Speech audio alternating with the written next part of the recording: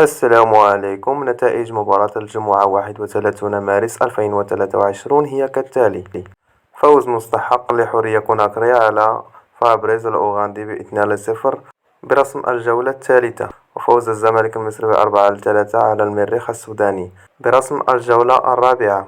فوز الرجاء الرياضي ب3-1 على سيمبا التنزاني برسم الجولة الثالثة. بالنسبة لترتيب المجموعة الأولى: شبيبة القبائل الجزائري في المركز الأول ب10 نقاط، الوداد الرياضي في المركز الثاني ب10 نقاط، بيترو أتلتيكو الأنغولي في المركز الثالث ب4 نقاط، فيتا كلوب الكونغولي في المركز الأخير ب4 نقاط. بالنسبة لترتيب المجموعة الثانية: صن داونز الجنوب إفريقي في المركز الأول ب11 نقطة، الهلال السوداني في المركز الثاني ب10 نقاط، الأهلي المصري في المركز الثالث ب7 نقاط، والقطن الكاميروني في المركز الأخير ب0 نقطة. تأهل رسميا لدور الربع.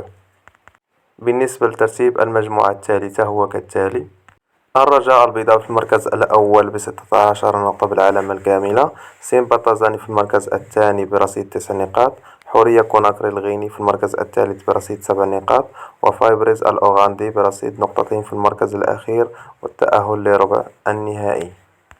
بالنسبة لترتيب المجموعة الثالثة هو كالتالي: الترجي التونسي في المركز الأول ب10 نقاط، شباب بلوزداد الجزائري في المركز الثاني ب9 نقاط، والزمالك المصري في المركز الثالث برصيد 7 نقاط، المريخ السوداني في المركز الأخير ب5 نقاط. تأهل رسميا لدور الربع النهائي.